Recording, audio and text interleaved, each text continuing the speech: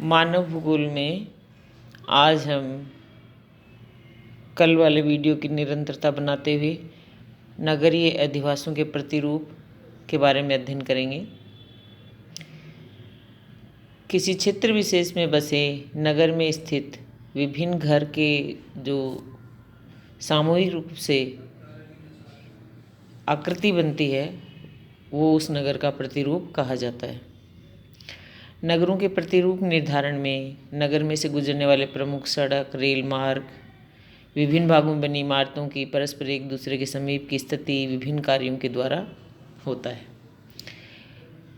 नगरीय प्रतिरूप के अंतर्गत अपन आयताकार प्रतिरूप, वर्ताकार प्रतिरूप, अरीय या त्रिज्या प्रतिरूप, तारा प्रतिरूप, मिश्रित प्रतिरूप, रेखीय प्रतिरूप, तटीय पंखा प्रतिरूप, खुला हाथ प्रतिरूप और मकड़ी जाल प्रतिरूप के बारे में अध्ययन करेंगे।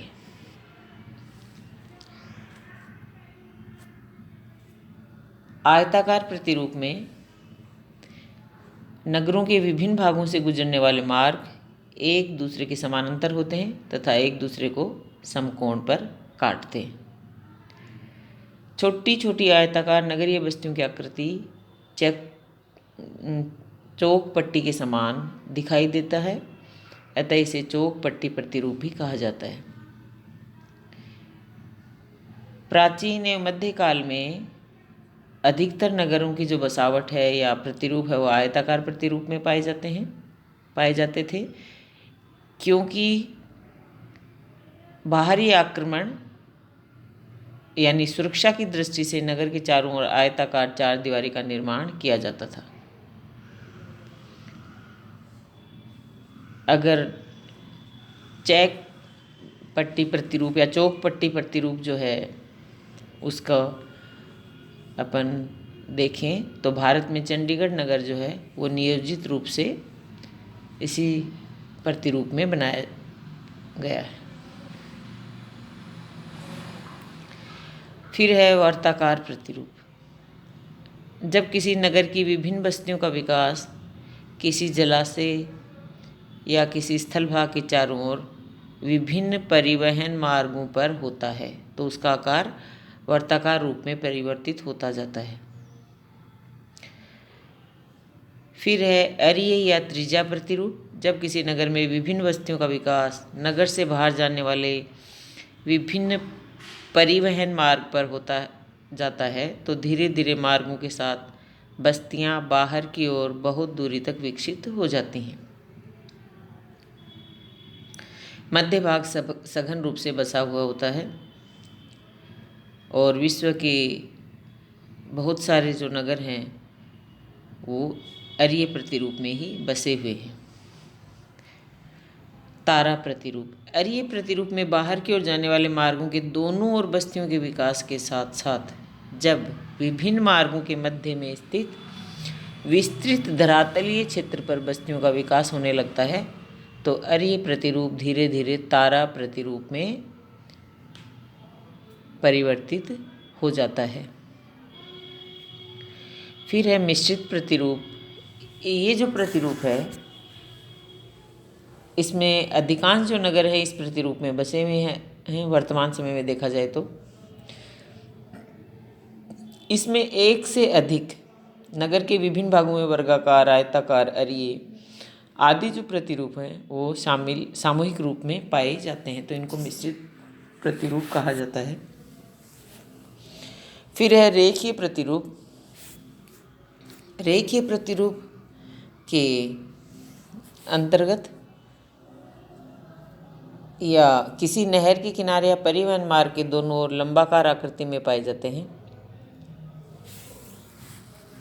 जो लोग धीरे धीरे मार्ग के पास ही बसते जाते हैं जिसके कारण रेखीय प्रतिरूप नगर का विकास हो जाता है। तटीय पंखा प्रतिरूप। समुद्र के तटीय भाग में पृष्ठ प्रदेश में विकसित नगरों का प्रतिरूप पंखा प्रतिरूप आकृति में पाया जाता है। खुला हाथ प्रतिरूप। समुद्र तट के पास नदियों द्वारा निर्मित डेल्टाई प्रदेश में विकसित नगर खुले हाथ की विभिन्न अंगुलियों के आकार में निर्मित होते हैं।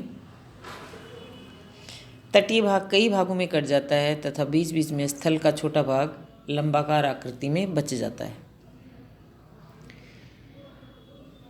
फिर आता है मकड़ी जाल प्रतिरूप। जब किसी नगर का विकास अरीय तथा वर्ताकार दोनों प्रतिरूपों के सामूहिक रूप से या मिलने से होता है तो उनका मकड़ी जाल जैसा आकार पाया जाता है। अब आता है नगरों का वर्गीकरण। नगरों का उद्भव तथा विकास कई प्राकृतिक एवं सामाजिक सांस्कृतिक कारकों का परिणाम होता है। नगरों का वर्गीकरण स्थिति, व्यवसाय, कार्य आदि के आधार पर किया जाता है। तो स्थिति के आधार पर वर्गीकरण में हम देखेंगे नदी तटीय नगर, झील तटीय नगर, बंदरगाह के रूप में विकसित नगर, मैदानी भाग में स्थित मैदानी नगर, पठारी नगर, पर्वतपदीय नगर, प्रपात नगर, मरुधान नगर। यानी ये जो हैं वो बसावट के आधार पे इनको कहाँ पे नगरों का विकास हुआ है उस हिसाब से, जैसे नदी के तट पर स्थित नगरों को क्या कह देंगे, नदी तटीय नगर। तो इसमें आप न्यूयॉर्क का हडसन नदी, पेरिस सीन नदी, लंदन थेम्स नदी, गंगा नदी पे अपने कानपुर, वाराणसी, हरिद्वार, इलाहाबाद आदि का नाम अपन ले सकते हैं। यमुना नदी पे दिल्ली का नाम अपन बता सकते हैं, यानी जो नदियों के तट पे बसे हैं। झील तटीय यानी झीलों के तट पर स्थित को नगर जो हैं उनको अपन बोल देंगे। जैसे संयुक्त राज्य अमेरिका की महान झीलों के तट पर शिकागो, क्लीवलैंड में Buffalo Erie, Kingston Ontario, Detroit Huron, Canada में विनिपेग झील पर विनिपेग नगर आदि। बंदरगाह के रूप में मतलब समुद्र तट पर जलयानों के रुकने तथा माल को लादने उतारने के लिए विकसित नगर बंदरगाह जैसे Mumbai, Kolkata, Chennai, Tokyo, London, New York, Shanghai आदि को बता सकते हैं। मैदानी भाग में स्थित नदियों द्वारा निर्मित समतल प्राय मैदान में विकसित नगर मैदानी नगर, जिसमें आप Ludhiana, Jaipur, Moscow, Berlin, Texas आदि का नाम बता सकते हो। पठारी नगर में पठारी भाग में समतल प्राय क्षेत्र में स्थित नगर बंगलोर, पुणे, हैदराबाद। पर्वतपदीय नगर पर्वतों के तटीय क्षेत्र में स्थित नगर पर्वतपदीय नगर कहलाते हैं। इनके एक और पर्वत श्रृंखला होती है, दूसरी ओर नगर फैला होता है। अटलांटा, चंडीगढ़, होशियारपुर आदि को अपन बता सकते हैं। प्रपात नगर पर्वतीय एवं पठारी क्षेत्रों से निकलने वाले झरनों के समीप स्थित नगर प्रपाती नगर कहलाते हैं। संयुक्त राज्य अमेरिका के न्यूयॉर्क, फिलाडेल्फिया। मरुधान नगर विस्तृत रेगिस्तानी क्षेत्रों में जहाँ जलयुक्त मरुधान पाए जाते हैं वहाँ नगरों का विकास हो जाता है, तो उन्हें मरुधान नगर कहते हैं। जैसे अपने यहाँ भारत के संदर्भ में देखें तो बीकानेर, जैसलमेर, बाड़मेर आदि को अपन बता सकते हैं। फिर है नगरों का कार्यात्मक वर्गीकरण, यानी व्यवसाय एवं कार्य की प्रधानता के आधार पर नगरों का वर्गीकरण। इसमें औद्योगिक नगर, व्यापारिक नगर, परिवहन नगर, ये जो हैं इनमें भी अपन प्रशासकीय नगर, खनन नगर, सैन्य नगर, मत्स्य नगर या केंद्र, शैक्षिक नगर और धार्मिक नगर, स्वास्थ्य तथा पर्यटन नगर। इनके नाम से अपन को क्या पता चल रहा है, व्यवसाय एवं कार्य की प्रधानता, उसी के आधार पर इनका नामकरण कर दिया गया है। औद्योगिक नगर में क्या होगा, वस्तु निर्माण तथा औद्योगिक प्रक्रियाओं पर आधारित है, यानी जिन नगरों का उद्भव तथा विकास तथा अस्तित्व विभिन्न वस्तु निर्माण तथा औद्योगिक क्रियाओं पर आधारित होता है उन्हें औद्योगिक नगर कहा जाता है। यहाँ की अधिकतम जो जनसंख्या उद्योगों में क्रियाशील रहती है। व्यापारिक नगर में जो विभिन्न व्यापारिक तथा वाणिज्य वस्तुओं के थोक तथा फुटकर व्यापार की दृष्टि से विकसित नगर व्यापारिक नगर कहलाएंगे। इसी तरह से परिवहन नगर विभिन्न परिवहन मार्गों के मिलन बिंदु पर या यातायात मार्ग पर विकसित नगर परिवहन नगर कहलाते हैं।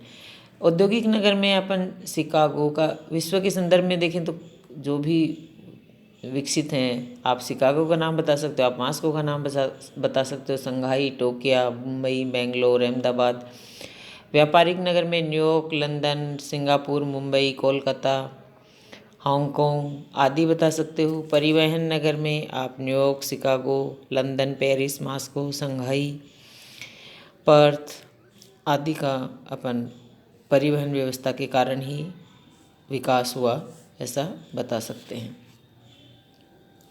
प्रशासकीय नगर, जिन नगरों का विकास किसी देश या प्रांतीय राजधानी के रूप में होता है और जहां सरकारी कार्यालयों की प्रधानता पाई जाती है, प्रशासकीय नगर कहलाएंगे। प्रशासकीय नगरों में सरकारी कार्यालय, सचिवालय, निदेशालय, न्यायालय, विभिन्न राजनेताओं के आवासीय स्थल रूप आदि की प्रधानता पाई जाती है। अपन इसमें वाशिंगटन का नाम ले सकते हैं, लंदन का ले सकते हैं, पेरिस बता सकते हैं, नई दिल्ली, जयपुर, हैदराबाद आदि को अपन बता सकते हैं।